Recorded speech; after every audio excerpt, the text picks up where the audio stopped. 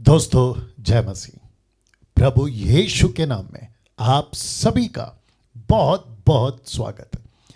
बेहद बेहद उत्साहित हूं आप सभी से फिर एक और बार वीडियो के माध्यम से किसी भी जरिए से आप देख रहे हो, वो चाहे फेसबुक हो, यूट्यूब हो, आप जहां से भी देख रहे हैं, बेहद बेहद खुशी है आप सभी के पास फिर से वचन के माध्यम से आते वक्त। दोस्तों, आज एक ऐसा सब्जेक्ट या विषय टॉपिक आपके बीच में रखने जा रहा हूं जो मैं समझता हूं कि हर विश्वासी को, वो चाहे एक दिन का मसीह हो या 40 साल का, उन सभीयों को, सेवक हो या मात्र चढ़ जाने वाले साधारण विश्वासी भाई बहन, सभी को इन शिक्षाओं की जो आज आपके बीच में रखने जा रहा हूं बहुत बहुत ज़्यादा ज़रूरी है।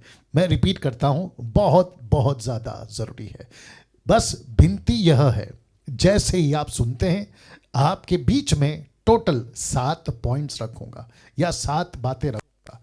अगर आपको लगता है अच्छी हैं, आपने सीखा है, आपकी उन्नति हुई है और आप जानते हैं ये ऐसा विषय है जो सभी मसीह भाई बहनों तक पहुंचना जरूरी है, बस इतना सा विनती करूंगा, खुद तक मत रखिएगा बल्कि दूसरों तक भी पहुंचाइएगा। दोस्तों, मैं जानता हूं परमेश्वर अपने वचन के द्वारा आजकल जिंदगियां बदल रहा है। एक ऐसा युग, एक ऐसी सदी में हम जी रहे हैं जहां परमेश्वर अपने वचन के माध्यम से कईयों की जिंदगी बदल रहा है। उसी कड़ी में आज आपके बीच में ये मुद्दा, ये विषय, इस टॉपिक को रखने जा रहा हूं। क्या हम सब तैयार हैं? आइए देखते हैं। अब मैं हट जाऊंगा आप सभी के बीच में, बिल्कुल स्क्रीन के ऊपर जो पीछे है वहां पे एक एक स्लाइड आपको दिखाते समझाते हुए चलूंगा और आखिर में समाप्ति के पहले फिर आऊंगा और आपके साथ में चंद बातें करके हम समाप्त करेंगे। तैयार रहिएगा, देखते हैं क्या क्या चीजें हैं। जी दोस्तों, सबसे पहले जिस विषय पे आज हम बात कर रहे हैं, वह है 7 मसीह सिद्धांत जो हर विश्वासी को जानना जरूरी है। जी दोस्तों, आपके ठीक स्क्रीन के ऊपर 7 मसीह सिद्धांत जो हर विश्वासी को जानना जरूरी है, जिसको मैंने इंग्लिश में लिखा है क्राइस्ट साउंड डॉक्ट्रिन। जी दोस्तों, ये साथ साथ में चलता रहेगा ना। कुछ वचन आपके बीच में रखूंगा, फिर उसके बाद में एक एक जो सिद्धांत है उसको समझाते हुए चलूंगा। वक्त का चिंता मत करिए, बहुत अच्छी चीज आपके बीच में रख रहा हूं। वीडियो थोड़ा लंबा होगा लेकिन बहुत कुछ सीखोगे।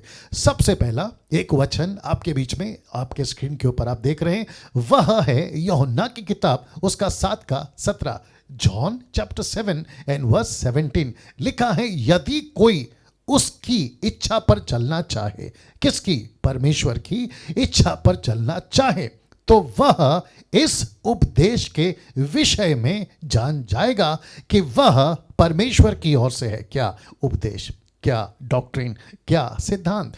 यीशु अपने चेलों को, शास्त्री फरीसियों को, उस वक्त की भीड़ को, और जो लेखक है यूहन्ना, ये संबोधित लोगों को बताते चला। और आज आपके बीच में मैं बता रहा हूं कि उपदेश, डॉक्ट्रिन, यीशु की शिक्षा, कहता है यीशु, कहता है परमेश्वर की उपदेश है ये।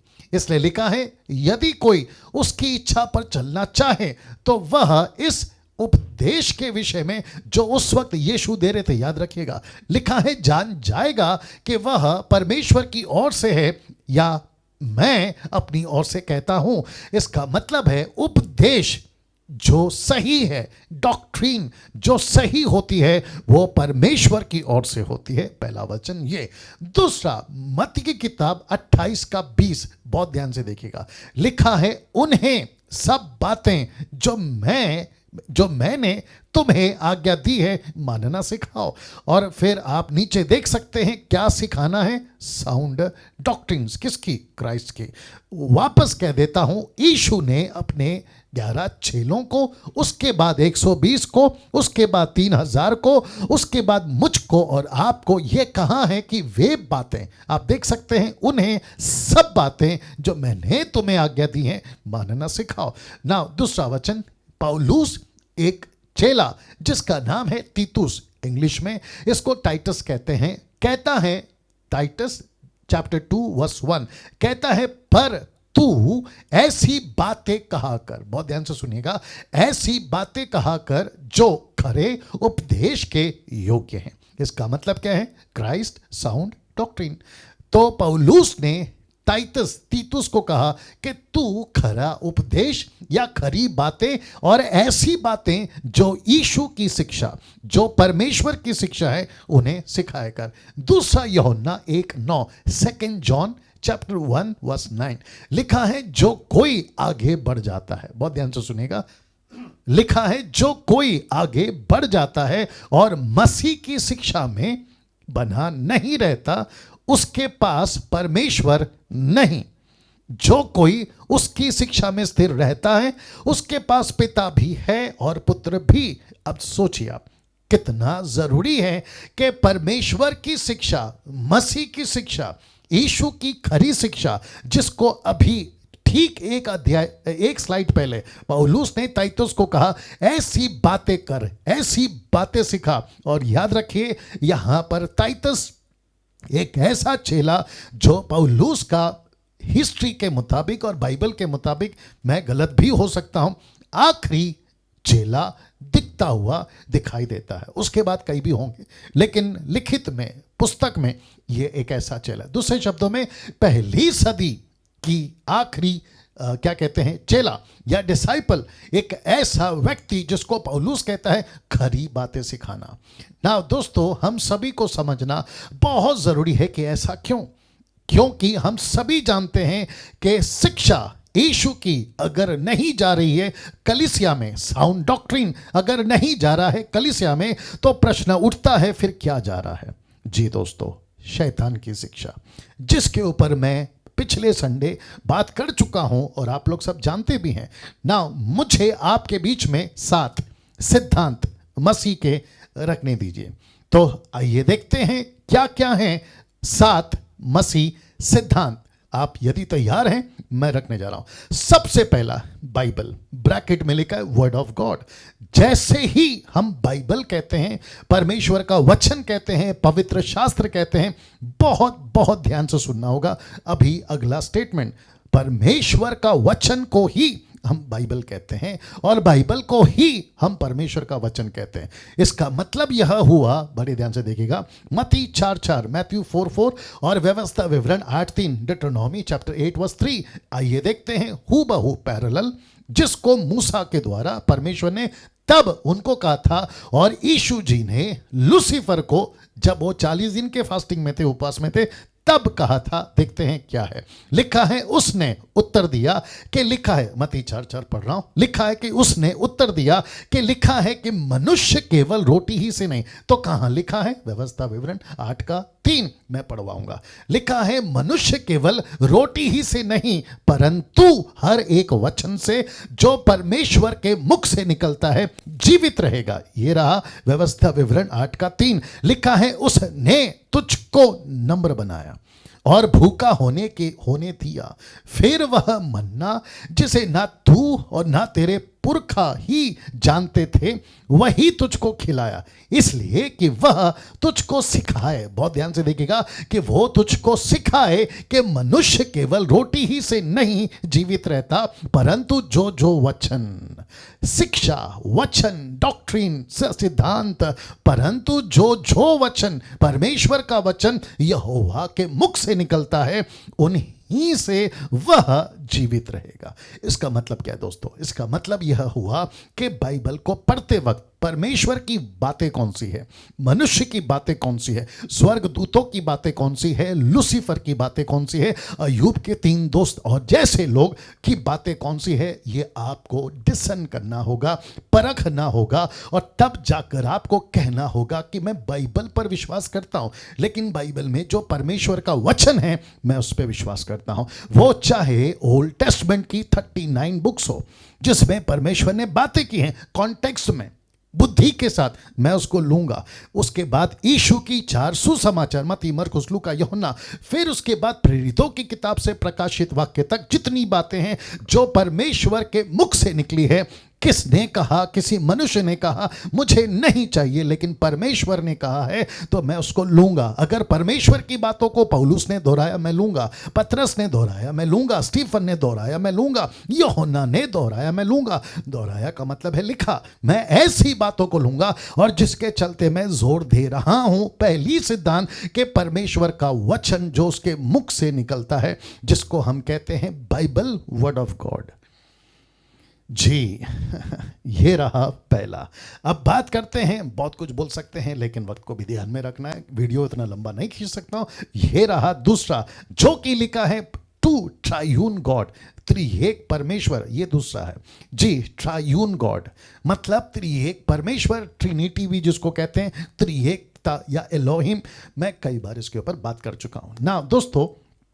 एक ऐसा वचन रोमियो की किताब उसका 11 का 33 से 34, the book of Romans chapter 11 verse 33 and 34। आइए देखते क्या लिखा है। लिखा है आहा परमेश्वर का धन और बुद्धि और ज्ञान क्या ही गंभीर, ब्रैकेट में डेप्थ, क्योंकि मैं ट्रांसलेशन स्टडी करता हूं इसलिए बता रहा हूं। लिखा है आहा परमेश्वर का धन और बुद्धि और ज्ञान क्या ही गंभीर है, डेप्थ है। किसमें? परमेश्वर में बहुत गहराई है, डेप्थ है। फिर कहता है उसके विचार कैसे अथाह, फिर कहते हैं उसके मार्ग कैसे अगम है। फिर कहते हैं प्रभु की बुद्धि को किसने जाना, या उसका मंत्री कौन हुआ। मतलब दोस्तों परमेश्वर जिसको हम कहते हैं ना सर्वशक्तिमान, जिसको हम कहते हैं ऑलमाइटी गॉड, जो हमारे पास बुद्धि है ना या दिमाग है ना, उसको रखकर हम परमेश्वर जिसकी डेप्थ इतनी है, जिसकी अथाह, जिसका जो अगम है, जो ऐसा है जिस के ऊपर कोई मंत्री नहीं हो सकता। मतलब परमेश्वर को नहीं जान सकते हम, परमेश्वर को उतना ही जानते हैं जितना वो खुद को हम पर प्रकट कर चुका है। अमेजिंग बहुत अद्भुत। वापस कहता हूं, उत्पत्ति से प्रकाशित वाक्य तक जितना कुछ परमेश्वर ने प्रकट किया बस उतना ही जान सकते हैं। मूसा की 5 किताबों से यहोवा परमेश्वर कौन है जान सकते हैं। उसके बाद के जितने भजनकारों ने लिखा है उससे हम जान सकते हैं। नबियों ने जितना लिखा है उससे हम जान सकते हैं। यीशु ने 4 किताबों में जितना लिखा है उससे जान सकते हैं। पतरस हो, स्टीफन हो, पौलुस हो, यूहन्ना हो और याकूब हो और ऐसे कई सेवक जिन्होंने बाइबल को लिखा, शास्त्रों को लिखा, हम उनके माध्यम से उस परमेश्वर को जान सकते हैं, अन्यथा हम नहीं जान सकते इसके बाहर। इसलिए परमेश्वर कितना है? परमेश्वर एक है, लेकिन व्यक्तित्व कितना है? आइए देखते हैं, उसकी बात करते हैं। तो लिखा है पिता अलग है, पुत्र अलग है, आत्मा अलग है, लेकिन ये तीनों एक हैं।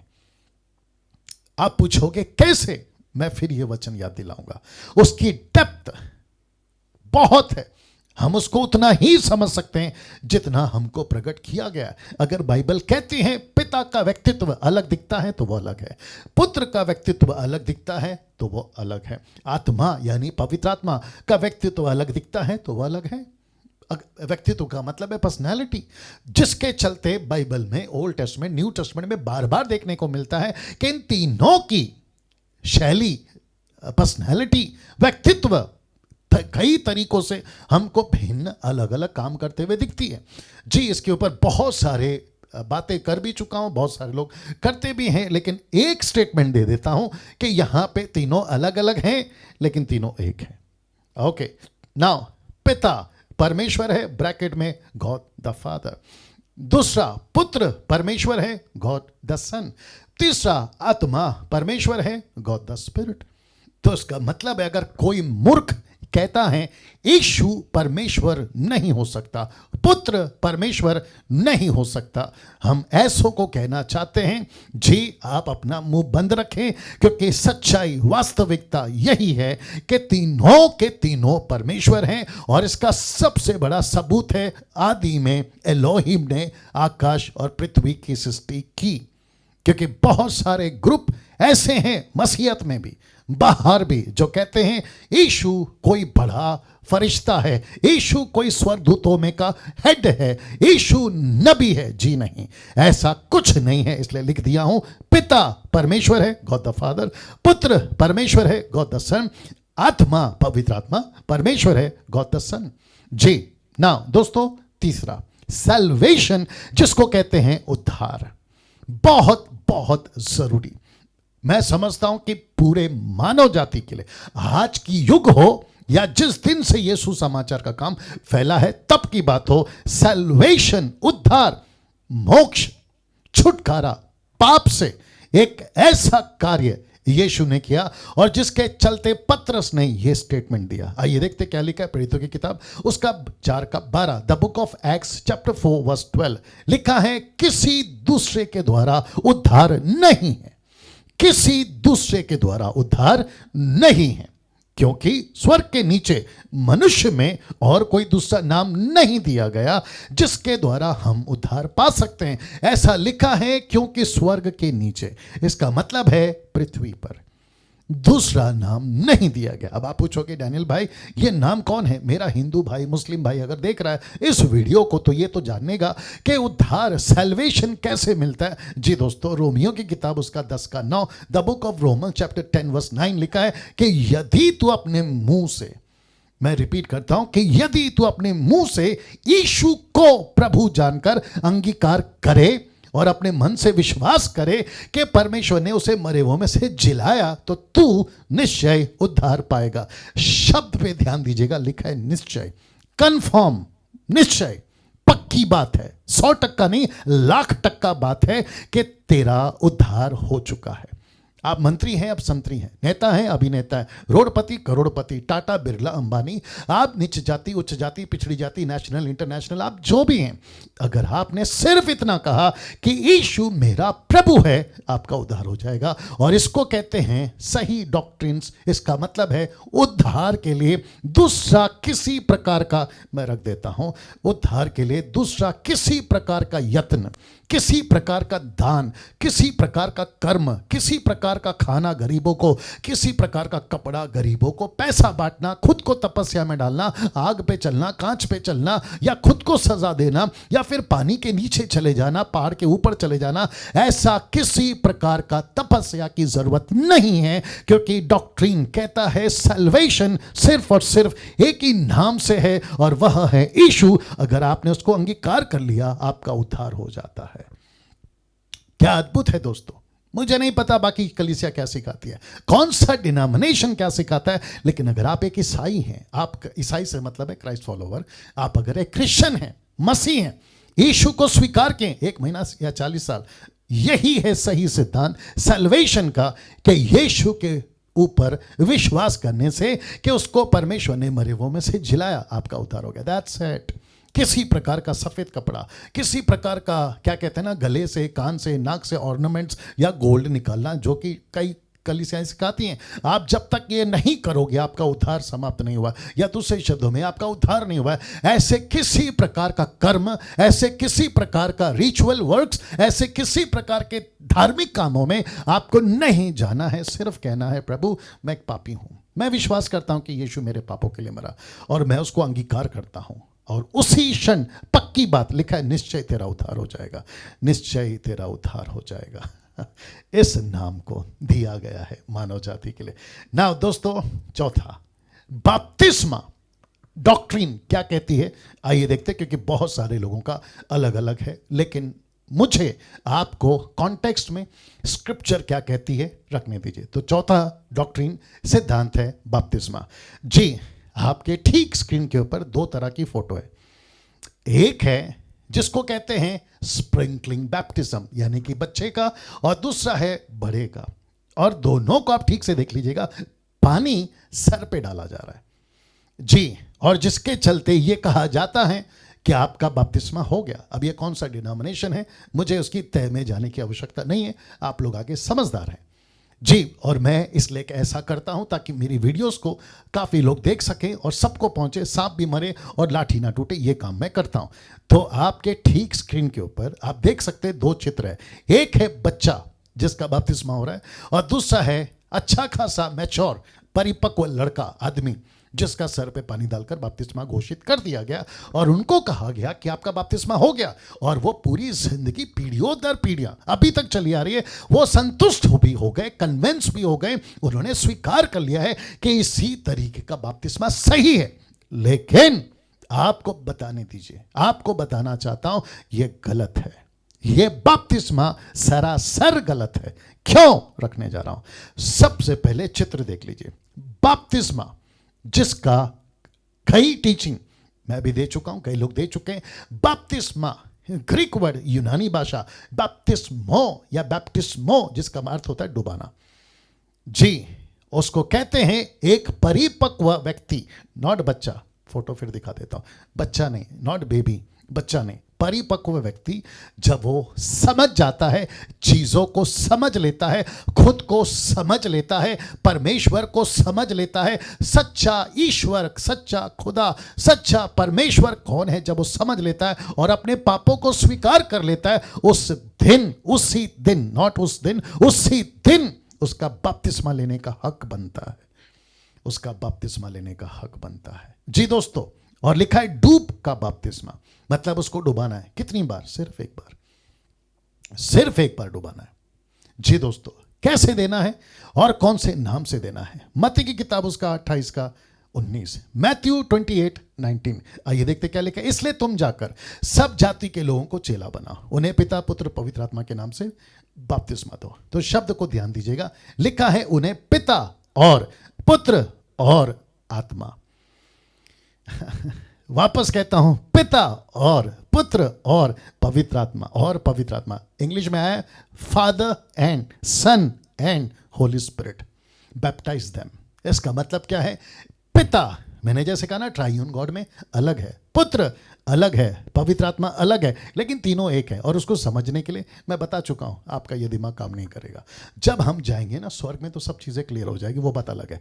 वापस आते हैं, कुछ लोग कहते हैं कि हम यीशु के नाम से बपतिस्मा देंगे, क्योंकि प्रेरितों की किताब उसका 2 अध्याय वचन 38, एक्ट्स चैप्टर 2:38 में लिखा है कि पतरस ने कहा कि यीशु के नाम से बपतिस्मा लो। लेकिन 39, 40 एंड 41 आप पढ़िए, वहां यीशु के नाम से बपतिस्मा लिया, इसका कोई जिक्र नहीं है।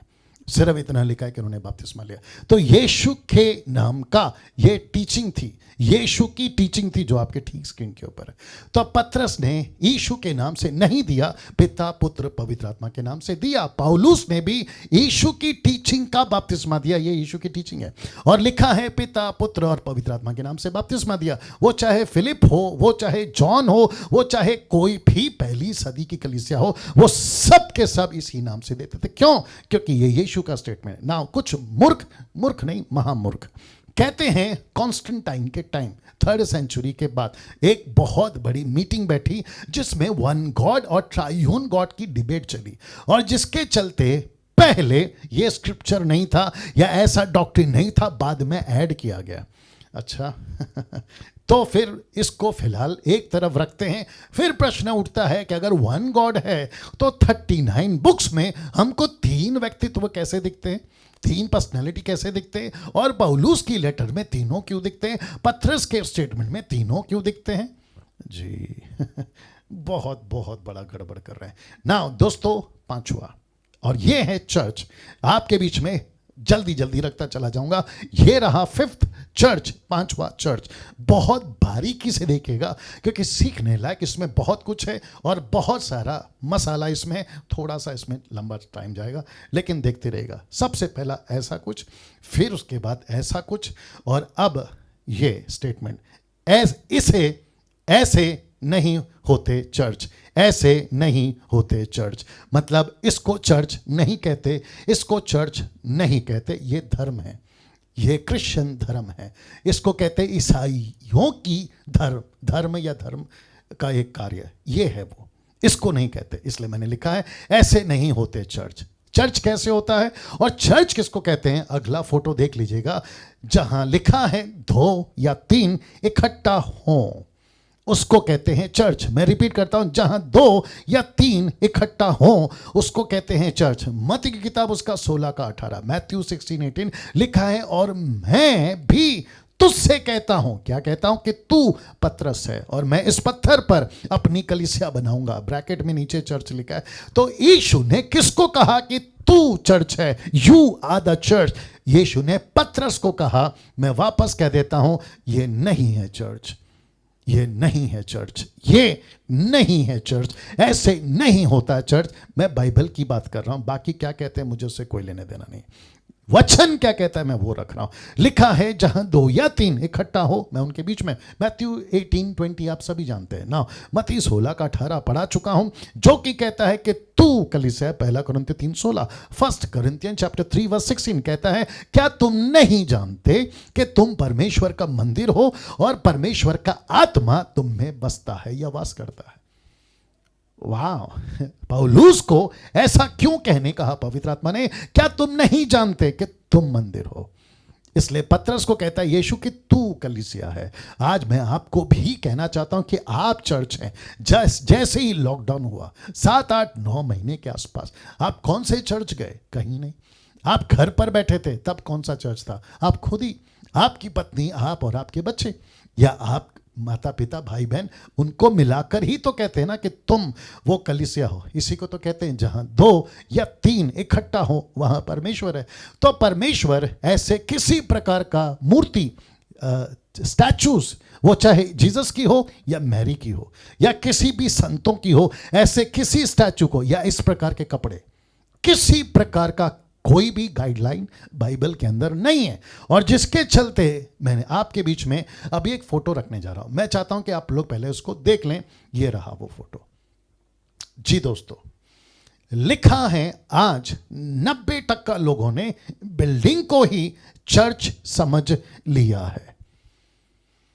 माय गुडनेस, वापस कह रहा हूं, 90% लोगों ने बिल्डिंग को, बिल्डिंग कैसे, ऐसे वाली जिसको कहते हैं चर्च, आप सभी जानते हैं पूरी दुनिया में चर्च का मतलब ऐसा कुछ होता है। तो 90% लोगों ने इसी को चर्च समझ लिया है। यहां बाइबल तो है लेकिन बाइबल की बातें नहीं है। जी दोस्तों, आपने बिल्कुल ठीक सुना और आपने ठीक पढ़ा और आपने ठीक देखा। लिखा है यहां बाइबल तो है लेकिन बाइबल की बातें नहीं है। ऐसे चर्च आज ऐसी बिल्डिंगों में, आज ऐसी बिल्डिंगों में कुछ ऐसी बातें आ गई हैं जो ना कभी यीशु ने सिखाई थी, ना कभी पतरस ने सिखाई थी और ना ही कभी पौलुस ने सिखाई थी। ऐसी बातें आ गई हैं चर्चेस में। और जिसका मतलब है कि यीशु की बाइबल तो है लेकिन बाइबल की बातें नहीं है। इसलिए मैंने ये लिखा कि आज ऐसी बिल्डिंगों में माफ करें, ऐसी बिल्डिंगों में, अब ये कौन सा डिनोमिनेशन है मैं नाम नहीं लूंगा, ये कौन सा ग्रुप है मैं नहीं बताऊंगा या नाम नहीं लूंगा, आप सभी जानते हैं। ऐसे बहुत सारे हजारों डिनोमिनेशन, ऐसे हजारों की तादाद में डॉक्ट्रिन पनपते जा रहे हैं, बनते जा रहे हैं प्रतिदिन, प्रति साल। और मैं समझता हूं, इसलिए लिखा है आज ऐसी बिल्डिंगों में कुछ ऐसी बातें आ गई हैं जो ना कभी यीशु ने सिखाई थी, ना कभी पतरस ने सिखाई थी और ना कभी पौलुस ने सिखाई थी। मैं यीशु, पौलुस, पतरस को क्यों जोड़ रहा हूं? क्योंकि इनकी मिनिस्ट्री या सेविकाई हम न्यू टेस्टमेंट में बहुत ज्यादा देखते हैं। और मैंने पतरस का जिक्र किया कि तू कलीसिया है, हेड उस वक्त का बड़ा पतरस, जिसके चलते यीशु की सेविकाई का आरंभ हुआ था। नाउ दोस्तों, कौन कौन सी बातें आ गई हैं? उसमें से सबसे ज्यादा है Jewish culture in the churches. आप देख सकते हैं यहूदियों का रीति रिवाज जो यहूदी करते थे वो कलीसियाओं में आ गया। मैं थोड़ा स्पीड चलूंगा क्योंकि मुझे इस वीडियो को ज्यादा लंबा नहीं खींचना है। लिखा है Jewish culture in the churches, जैसे कि जनरेशनल कर्स जो ओल्ड टेस्टमेंट में चलता था, यहूदी मानते थे, इजरायली मानते थे, उसको लाकर थोप दिया गया है आज के कलीसियाओं में और कहते हैं कि देखो बाइबल में लिखा है, लेकिन आउट ऑफ कॉन्टेक्स्ट प्रचार करते हैं और इसको लाकर थोप दिया गया है, जिसको साथ ही साथ टाइट्स, फिर सब्बात, फिर उसके बाद में 10 कमांडमेंट्स और फिर उसके बाद में शोफर है, इजराइल है, शॉल है और ऑयल है। ऐसी न जाने कितनी सारी ऐसी बातें जो यहूदियों में चलती थी, इजरायलियों में चलती थी, उसको लाकर थोप दिया गया है। खास करके ताइत, दशमांश, कहते हैं मलाकी 3:10, उसका डर, दोगे तो आशीष है, नहीं दोगे तो श्राप है। मैं आपको बताता चलूं, ये सब यहूदियों का कल्चर था, ये यहूदियों के पैटर्न में आता है, यहूदियों के फ्रेम में आता है, ये यीशु की कलीसिया में नहीं आता। यीशु की कलीसिया में क्या आता है? 2 कुरिन्थियों उसका 9:7 आता है, जहां पौलुस ने यह कहा कि अगर कोई देना चाहता है 10 क्यों दे, 20 दे, 30 दे, 40 दे, 50 दे, 100 दे, लेकिन हर्ष से दे, खुशी से दे, अपने मन से दे, ना किसी दबाव से दे। साथ ही साथ सबात, विश्राम दिन इजरायली मानते थे, कहते कि तुम भी मानो। क्यों? बाइबल में लिखा है, आउट ऑफ कॉन्टेक्स्ट, 10 कमांडमेंट्स। मैं हमेशा कहता हूं, हम 10 क्यों माने, हम पूरी बाइबल को मानेंगे।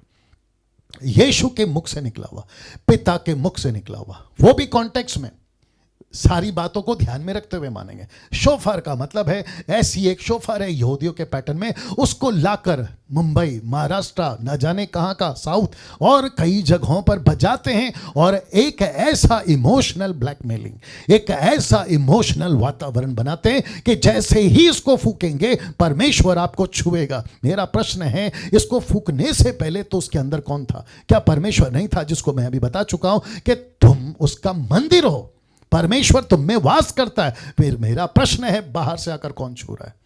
ऐसी शिक्षाएं इजराइल से शॉल लाएंगे, कंधे पे लगा लेंगे और फिर उनको ऐसा, जो रब्बी करते थे ना, रब्बी लोग करते थे ना, ऐसी वाली बातें आ गई हैं और कहते हैं अगर ऐसा करोगे तो तुम्हारे ऊपर किसी प्रकार का अभिषेक है। वो एलिया और एलिशा वाला कॉन्सेप्ट।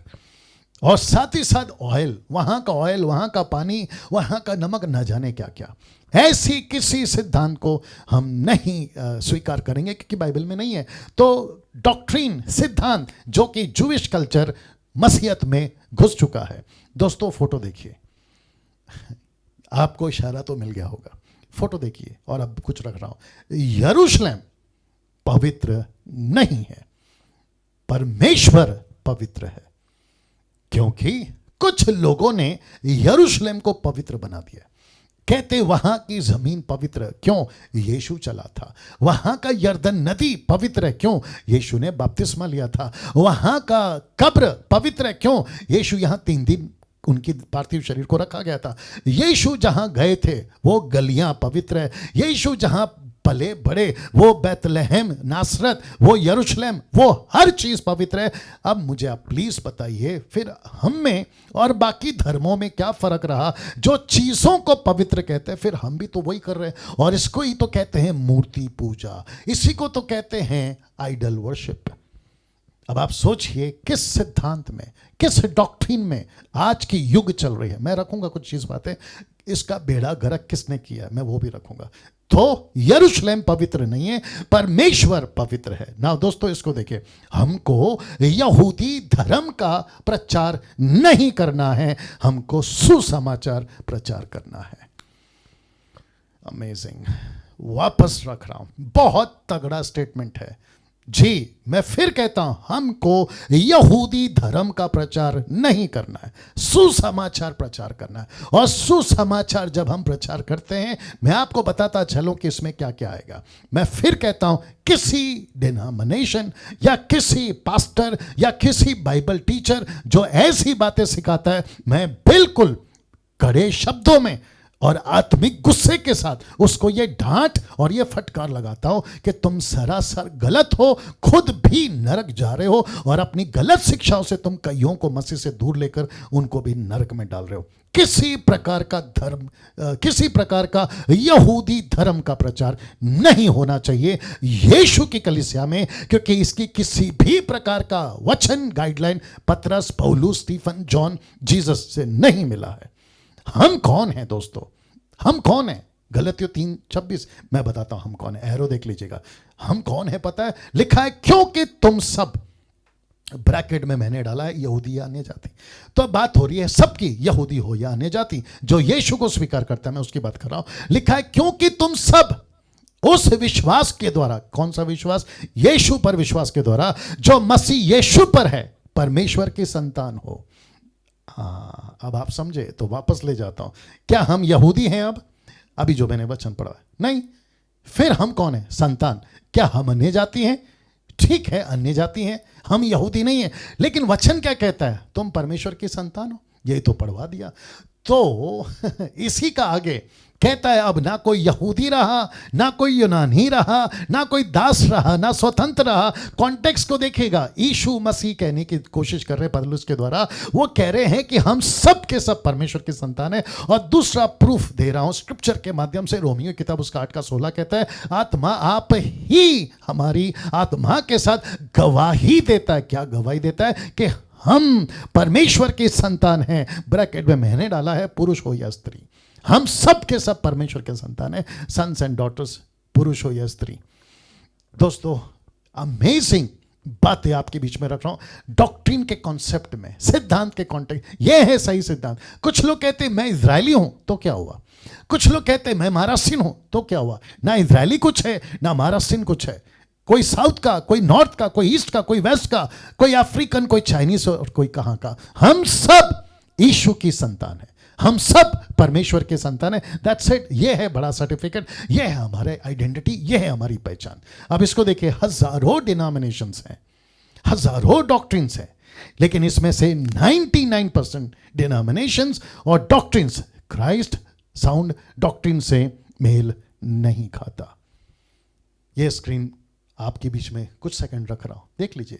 हजारों डिनोमिनेशन है, हजारों डॉक्ट्रिन्स हैं, लेकिन इनमें से 99% डिनोमिनेशन और डॉक्ट्रिन्स क्राइस्ट डॉक्ट्रिन के साथ या साउंड डॉक्ट्रिन के साथ मेल नहीं खाता। चेक कर लेना। मेरी एक छोटी सी रिक्वेस्ट है आप लोगों से, आप जिस किसी भी डिनोमिनेशन में उनकी डॉक्ट्रिन चेक करो। सबसे पहले वो कोई भी हो, उसकी डॉक्ट्रिन चेक करो पहले।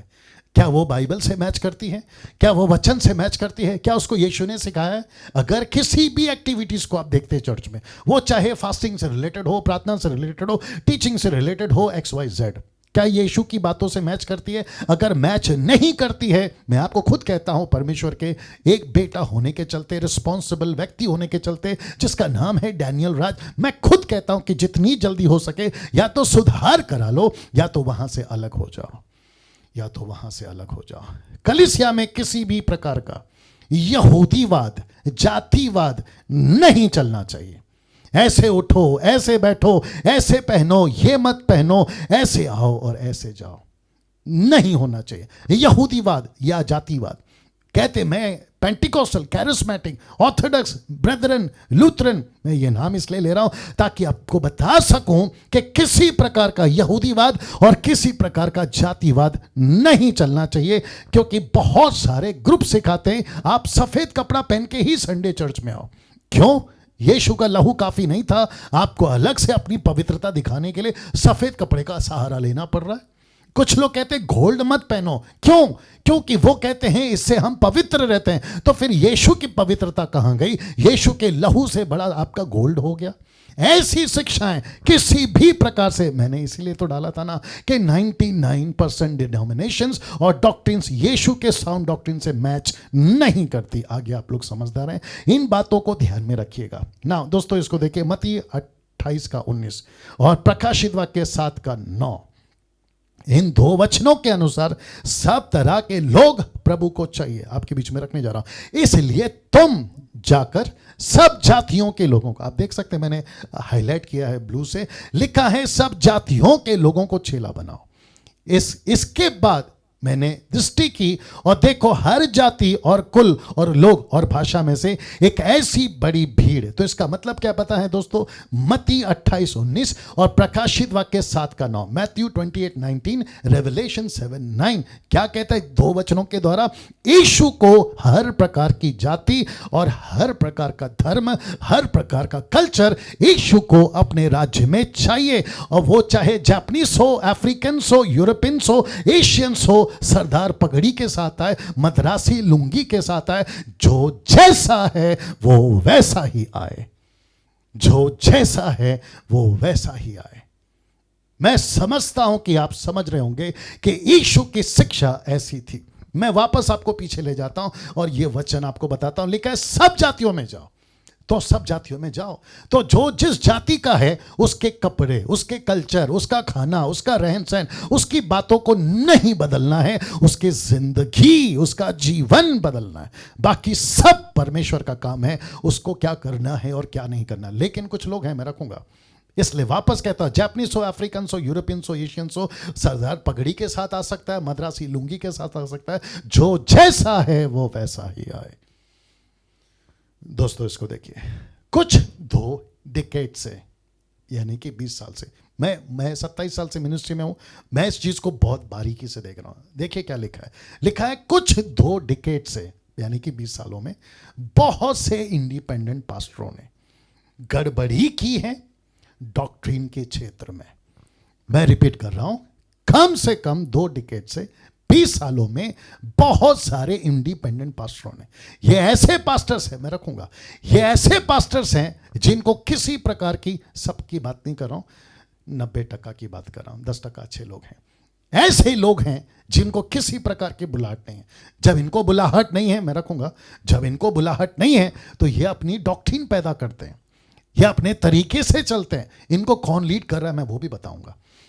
ऐसे चलते ये गड़बड़ियां करते, किसके क्षेत्र में? डॉक्ट्रिन के क्षेत्र में। इसको देखिए, एक फैशन सा बन गया है। क्या चीज का रखने जा रहा हूं? एक फैशन सा बन गया है। Pastors, profits, apostle, bishop, teacher, preacher, gospel singer, musicians, ये एक ऐसा फैशन बन गया, कभी भी आधी रात को उठकर कोई पास्टर बन जाएगा, कोई शंका की बात नहीं, कोई दिक्कत की बात, अचानक से बन जाएगा। डिग्री बिकती है 200, 500, 1000 रुपए में। प्रॉफिट की डिग्री बिकती है, अपोस्टल की डिग्री बिकती है, बिशप की डिग्री बिकती है। मेरे पास कितने कॉल्स आते थे। टीचर्स, प्रीचर्स, गॉस्पल सिंगर का तो मजाक बन गया। हर एक लड़का या हर 2 लड़के के बाद में, मसीहत की बात कर रहा हूं, लड़का हो या लड़की हो, अगर उसको गाना गाने आ गया और उसको गिटार बजाने या कीबोर्ड बजाने आ गया तो वो खुद को गॉस्पल सिंगर घोषित कर देगा और म्यूजिशियन घोषित कर देगा। और अब इसको देखिए, बुलाहट का इंतजार नहीं करते ये लोग, बुलाहट का इंतजार नहीं करते। पास्टर डैनियल, आप जजमेंटल हैं? जी नहीं।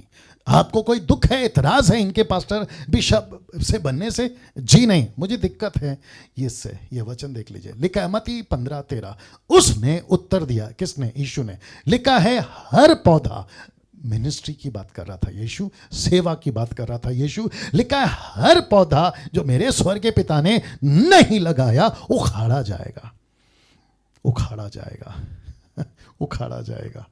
मैं कुछ वचन और भी रखूंगा, लेकिन मैं इसको यहां रख रहा हूं। मुझे दिक्कत नहीं है, तुमको क्या बनना है बनो, लेकिन तुम क्या कर रहे हो पता है? तुम एक, सबसे पहली बात तो तुमने जगह ऑक्यूपाई कर दी, मतलब किसी और की जगह थी तुमने ले ली। और मसीह समाज में, मसीह मार्केट में, मसीह समाज में कुछ ऐसे लोग घूम रहे हैं जिस पौधे को, जिस पेड़ को परमेश्वर ने लगाया ही नहीं। अब आप सोचिए, अगर वो पेड़ परमेश्वर का नहीं है, पौधा परमेश्वर का नहीं है, तो उसमें उगने वाला फल, फ्रूट्स, वो किसका है और वो किस प्रकार की टीचिंग दे रहा है? और आपको सभी को पता है, ऐसे प्रचार निकलते इनके मुंह से, ऐसे गाने निकलते इनके मुंह से, ऐसी म्यूजिक बजती इनके हाथों से जो मसीहत में सूट नहीं करती, मसीहत को मैच नहीं करती, किसी भी तरीके से भक्ति गंभीरता नहीं दिखती। इसके चलते बात कर रहा हूं। अब इसको देखिए, 5-fold मिनिस्ट्री, ये कौन सा डॉक्ट्रिन है?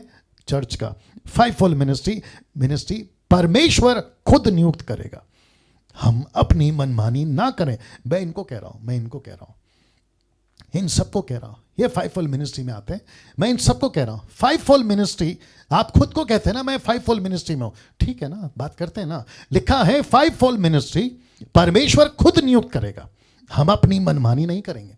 एक रात में पास्टर, बिशप, एवेंजलिस्ट, प्रॉफिट, न जाने क्या क्या आप नहीं बन सकते। कैसे? 1 कुरिन्थियों 12:28, 1 कुरिन्थियन 12:28 लिखा है परमेश्वर ने कलीसिया में, इंग्लिश में लिखा है इन द चर्च, लिखा है परमेश्वर ने कलीसिया में अलग अलग व्यक्ति नियुक्त किए। ये व्यक्ति कौन है जिनको अलग अलग नियुक्त किया है? रख रहा हूं, प्रथम प्रेरित, दूसरे भविष्यवक्ता, तीसरे शिक्षक, फिर सामर्थ के काम करने वाले, फिर चंगा करने वाले, उपकार करने वाले, प्रधान, नाना प्रकार की भाषा बोलने वाले। नाना प्रकार की भाषा मतलब लैंग्वेज, नॉट जिब्रिश, जी उसको क्लियर करेंगे बाद में। देखिए क्या लिखा है, व्यक्तियों को नियुक्त करता है परमेश्वर। वापस डालता हूं, पास्टर को नियुक्त करता है परमेश्वर। खुद की मनमानी मत चलाया करो। परमेश्वर प्रकट करता है या नियुक्त करता है प्रॉफिट को, नियुक्त करता है अपोस्टल को, बिशप को, टीचर को, प्रीचर को, गॉस्पल सिंगर को या म्यूजिशियन। गॉस्पल सिंगर तो खैर वैसे भी लिस्ट में नहीं है, लेकिन मैं फिर भी बता रहा हूं, इन सबको नियुक्त करता है परमेश्वर। इसलिए लिखा है कि अपनी मनमानी मत चलाओ। मैं ऐसे कईयों को जानता हूं जो खुद को फेमस करने के लिए गॉस्पल सिंगर बन गए, खुद को फेमस करने के लिए म्यूजिशियन बन गए, खुद को फेमस करने के लिए सेवक बन गए और खूब पैसे और नाम कमा के देश और विदेश में मसीहत का बेड़ा गर्क किया हुआ है। मसीहत का बेड़ा गर्क किया हुआ है। पास्टर डैनियल, आप इतना खुलकर बात कैसे कर लेते हैं? मैं तो कम से कम बातें कर रहा हूं, तुम लोगों तो हरकतें करते हो। इसके चलते मैंने ये वचन डाला है। नाउ प्रश्न उठता है, 1 कुरिन्थियों उसका 12 का 29 से 31 में, क्या सब प्रेरित हैं? आप देख सकते हैं ब्रैकेट में, नो। क्या सब भविष्यवक्ता हैं? Answer is no. क्या सब उपदेशक हैं? नो। क्या सब सामर्थ के काम करने वाले हैं? नो। क्या सबको चंगा करने का वरदान मिला है? नो। क्या सब नाना प्रकार की भाषा बोलते हैं? नो। क्या सब अनुवाद करते हैं? No no no. इसका मतलब क्या है? वचन कहता है नहीं नहीं नहीं, सब प्रेरित नहीं बन सकते। मेरा प्रश्न है, फिर ये एक रात में ये सारे के सारे आ कहां से जाते हैं? एक फैशन सा चला हुआ है चर्च में, हर 3 व्यक्ति में से एक व्यक्ति पास्टर दिखेगा, या अचानक से कोई प्रॉफिट बन जाएगा, अचानक से कोई अपोस्तल बन जाएगा या बिशप बन जाएगा। उनके कपड़े चेंज, उनकी बातें चेंज, उनका व्यवहार चेंज, उनका एटीट्यूड चेंज। हद होती है। और गॉस्पल सिंगर का तो तमाशा है साहब, एक गाना हिट नहीं होता कि इनको तो घमंड चढ़ जाता है। और ये ऐसा बिहेव करते हैं, बिजनेस क्लास का टिकट मांगते हैं, ऊपर से 5 स्टार होटल का क्या कहते हैं सर्विस मांगते हैं। और इनकी जो डिमांडें हैं ना, कुछ लोगों को तो मैं जानता ही हूं, इनकी डिमांडें हैं 50,000, 1 लाख। हद हो गई यार। नरक में कीड़े खाएंगे तब पता चलेगा। नाउ दोस्तों, वक्त को ध्यान में रखते हुए बात करूंगा। 6वां, होली स्पिरिट मिनिस्ट्री। मैं जानता हूं, मैंने पहले शुरू में कहा वक्त लगेगा। 6th doctrine, Holi spirit ministry, बहुत पावरफुल है। ऐसा लिखा है, स्टार का मतलब है जहां जहां स्टार है मुद्दे चेंज होंगे। सबसे पहला नॉन बिब्लिकल सुपरनैचुरल एक्सपीरियंसेस, फिर विजन, ड्रीम्स, विजिटिंग हेवन मतलब स्वर्ग को देखना, फिर उसके बाद में body shaking, slaying in the spirit मतलब नीचे गिरना, लाफिंग इन द स्पिरिट आत्मा में हंसना, टंग्स जिसको मैं जिब्रिश कहता हूं, बेड़ा गर्क किया हुआ है, वेलकमिंग होली स्पिरिट। ऐसे किसी भी डॉक्ट्रिन को जो चर्च में घुसा दिया गया है, मसीह वचन, मसीहत डैनियल राज स्वीकार नहीं कर पाएगा, नहीं करेगा। और मेरी रिस्पॉन्सिबिलिटी है कि कम से कम मैं जब तक जिंदा हूं इस पीढ़ी को बचा सकूं सही शिक्षा के माध्यम से। क्या कभी सोचा आपने? विजन, बहनें कहती है हमने दर्शन देखा, हमने सपना देखा स्वर्गदूत का। आपको क्यों चाहिए स्वर्गदूत का सपना जब आपके पास में परमेश्वर का वचन है और यीशु है और पवित्र आत्मा है? वो होता था ओल्ड टेस्टमेंट में, उसकी कॉपी नहीं कर सकते अभी कलीसिया के अंदर। कॉन्सेप्ट चेंज हो चुका है, इसको नहीं समझते। वाचा के लोग हैं, लहू के लोग हैं, यीशु की दुल्हन है, टोटल कॉन्सेप्ट चेंज है। एक वक्त था अदन में आता था परमेश्वर, फिर वक्त था मूसा के संदूक में आता था, फिर तीसरा वक्त आया जहां सुलेमान के भवन में आता था, अब चौथा वक्त है जहां खुद हम कलीसिया है, जहां परमेश्वर कहता है मैं तुम में चलूंगा, तुम में फिरूंगा, मैं तुम्हारे अंदर रहूंगा। फिर ये बाहर से क्यों? अगर परमेश्वर को स्वर्गदूत का दर्शन देना होगा वो खुद देगा, तुम पीछे क्यों पड़ गए? फिर कुछ लोग कहते हैं विजिटिंग हेवन, 2-2 घंटा लेट जाते हैं वर्शिप में और कहते हैं कि हम स्वर्ग जाकर आए, परमेश्वर को मिलकर आए। ऐसा किसी प्रकार का वचन सपोर्ट नहीं करता। चलो ठीक है, थोड़ी देर के लिए मान लिया आप स्वर्ग जाकर आए हैं, लेकिन उसके बाद का जीवन कैसा है आपका? वही गालियां, वही झगड़े और वही उल्टी सीधी हरकतें। और स्वर्ग जाके आने का मतलब क्या पता है? सोच नहीं सकते आप। बॉडी शेकिंग मतलब नीचे लोटपोट होना, और फिर ऊपर से जब ये हरकतें चल रहा होता है। मेरी बड़ी इच्छा थी कि वीडियो दिखाऊं, क्योंकि मैंने आज ही देखा है, छत्तीसगढ़ की वीडियो थी वो। नीचे लोटपोट और फिर ऊपर से परमेश्वर का जो दास था, खैर नाम तो नहीं बताऊंगा, वो माइक में कह रहा है कि पेंतिकोस के दिन समान, पेंतिकोस के दिन समान। तो मैं उसको भी पूछना चाहूंगा और ऐसो को भी पूछना चाहूंगा जो शायद उनको फॉलो करते होंगे या देखते होंगे, पेंतिकोस के दिन बॉडी शेकिंग, नीचे गिरना, चीखना, चिल्लाना कहां हुआ? एक लाइन निकाल के बता दीजिए। या इस प्रकार का स्लेइंग इन द स्पिरिट, नीचे गिरना, लाफिंग स्पिरिट और ऐसी भाषा जिसको कोई नहीं समझता। पेंतिकोस के दिन सबसे पहला ये तो पता लगाओ कि हुआ क्या था। और ये आखिरी वाला देख लीजिए, वेलकमिंग होली स्पिरिट, जिसको मैं कई बार बोलता हूं, ऐसी किसी प्रकार का सिद्धांत या डॉक्ट्रिन नहीं है। एक बार आपका जब उद्धार हो जाता है ना, आपको किसी प्रकार का वेलकम करने की जरूरत नहीं है। किसको? पवित्र आत्मा को, क्योंकि वो आपके अंदर है। ये इतनी सिंपल सी बात क्यों नहीं समझ में आती?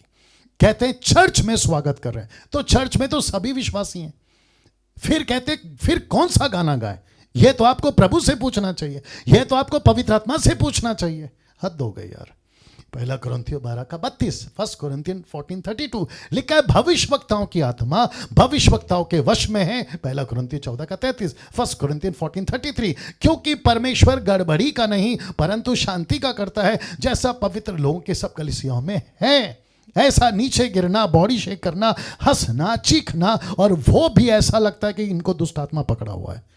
ऐसी हरकतों के खिलाफ बहुत गुस्से में, आत्मिक गुस्से में और बहुत कठोर शब्दों में मैं इसको टोटली डिनाई और कैंसिल करता हूं। ऐसा कोई एक्टिविटीज परमेश्वर के वचन में नहीं है। ये रहा आखिरी 7वां गॉस्पल, ब्रैकेट में सुसमाचार। कुछ 5 तरह के गलत सुसमाचार पहले सुन लीजिए, फिर सही क्या है आप ही को पता चल जाएगा। सबसे पहला मोटिवेशनल प्रीचिंग, जिसको हिंदी में कहते हैं प्रेरणादायक प्रचार। ऐसा प्रचार करते हैं, गॉस्पल को कन्वर्ट कर दिए हैं कि परमेश्वर के पास आओ चंगाई मिलेगी, परमेश्वर के पास में आओ सांत्वना मिलेगा, परमेश्वर के पास में आओ आपके सारे दुख दूर हो जाएंगे, परमेश्वर के पास में आओ आपको सब कुछ मिलेगा। जैसा लिखा है ब्लेसिंग प्रीचिंग, आशीषदायक प्रचार। फिर मिरेकल प्रीचिंग, चमत्कार वाले प्रचार, और इसको मैं बाद में बात करूंगा। ये 3 मोटिवेशनल, ब्लेसिंग एंड मिरेकल। मेरा एक प्रश्न है, अविश्वासी को इसकी जरूरत है या अविश्वासी को पाप की क्षमा का प्रचार का जरूरत है? एक अविश्वासी, चाहे वो कोई भी धर्म का हो, एक अविश्वासी जिसको यीशु देना है और जिसके पास में यीशु है उसके पास में हर चीज है। ये क्यों कहते हो कि यीशु में आ जाओ आपका बीमारी ठीक हो जाएगा, और जब बीमारी ठीक नहीं होती तो वो वापस चला जाता है और उसको तो पता ही नहीं चलता कि मुझे पाप से छूटना है या बीमारी से। कैंसर, HIV, आपका कोरोना या ऐसी किसी भी प्रकार का बीमारी से बड़ा बीमारी का नाम है पाप। उससे उसका प्रचार करो। क्या क्या किया था प्रचार पतरस ने प्रेरितों के 2 अध्याय में?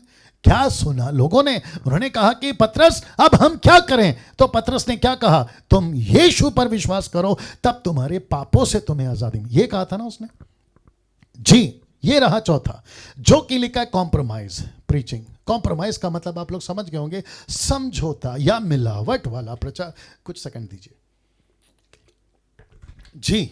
ऐसा मिलावटी प्रचार जिसमें कॉम्प्रोमाइज चलता है, समझौता अरे चलता है। आप सिगरेट पीते हैं, धीरे धीरे छोड़ देना। आप दारू पीते हैं, धीरे धीरे छोड़ देना। आप गलत काम करते हैं, धीरे धीरे छोड़ देना। अच्छा, आप पैसे ब्याज पे देते हैं, चलो ठीक है, पैसा ही है ना, नौकरी है ना। आप बॉलीवुड में हैं, हॉलीवुड में, चलो आपकी तो रोजी रोटी है ना। इसको कहते हैं मिलावटी प्रचार। जिस चीज को बाइबल मना करती है, प्रचार को तुमसे कहना चाहता हूं, प्रीचरों से कहना चाहता हूं, सेवकों से कहना चाहता हूं, तुम्हारा छोटा या बड़ा भाई के ऐसे आत्मिक गुस्से के वजह से बात कर रहा हूं, क्योंकि बड़ा भेड़ा गर्क करके रखा मिलावटी प्रचारों ने। मैं तुमसे कहना चाहता हूं, अगर प्रचार करना है तो सटीक करो, सही करो। जिस चीज को गलत तो गलत बोलो, सही है तो सही बोलो, नहीं तो चले जाओ यार जहां से आए थे। छोड़ दो प्रचार का काम, छोड़ दो पास्टर का काम, छोड़ दो ये पद। कॉम्प्रोमाइज वाला प्रचार, मिलावटी वाला प्रचार। और ये रहा 5वां, आउट ऑफ कॉन्टेक्स्ट प्रीचिंग्स, संदर्भ के बाहर ऐसा प्रचार। ये टोटल 5 तरीके का प्रचार। अब आप समझ गए होंगे। और आपको पता है यीशु ने वॉर्न किया था,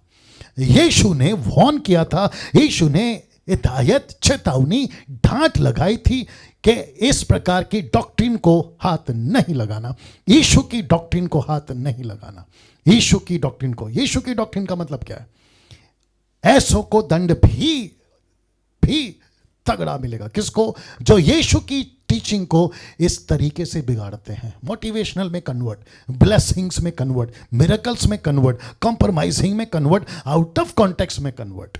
ऐसे को वॉर्न किया था, मेरे टीचिंग को हाथ नहीं लगाना, ऐसों को दंड भी तगड़ा मिलेगा। मैं पास्टर डैनियल राज टोटल 7 बातें आपके बीच में रख चुका हूं। दोस्तों, मैं क्या कहने की कोशिश कर रहा हूं? यीशु को पसंद नहीं है अपने प्रचार में किसी प्रकार का मिलावट। पता है क्यों?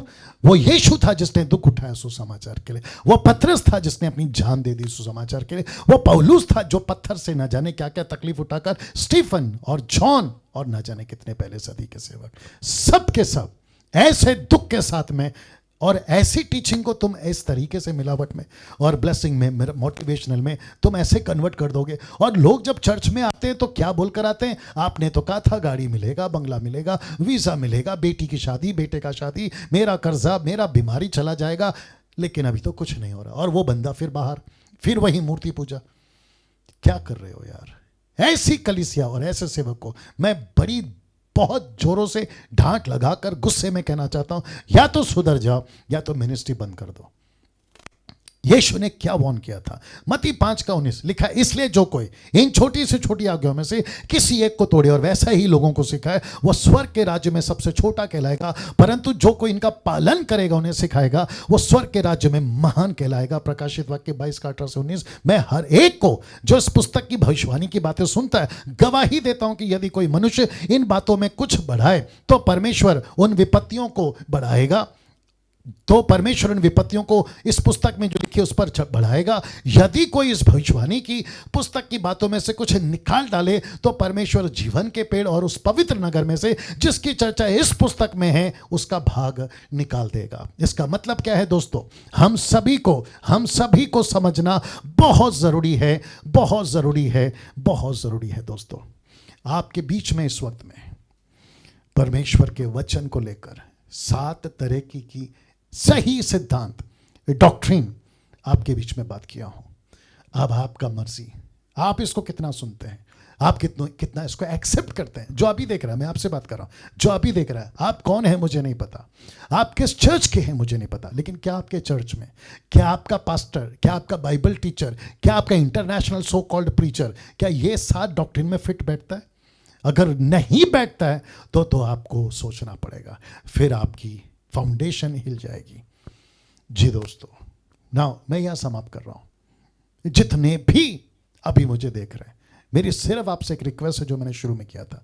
अगर आपको लगता है कि यस पास्टर डैनियल ये बिब्लिकल है, ये सही सिद्धांत है, मैं रिक्वेस्ट करता हूं खूब शेयर करिए, उन तक पहुंचाइए, क्योंकि इसी बेस पर मैंने कहां से बात करी? बाइबल से। मैं कैथलिक हूं? नहीं। मैं पेंटिकॉस्टल हूं? नहीं। मैं कैरिस्मेटिक हूं, ऑर्थोडॉक्स हूं, ब्रेदरन हूं, लूथरन हूं? नहीं। मैं यीशु का संतान हूं। वाह मैं यीशु का संतान, उस वसीले से बात कर रहा हूं। और एक ही है यीशु यूनिवर्सल चर्च। ये टुकड़े तो यहां हुए और मुझे नहीं पता क्यों हुए, नहीं होना चाहिए था। अब आपके पास मैसेज पहुंच गया, आपकी मर्जी, आप इसके साथ क्या करते हो। प्रभु आपको आशीष दे। फिर अगली वीडियो के साथ में फिर कभी मुलाकात होगी। अपना ख्याल रखिएगा। जय मसीह।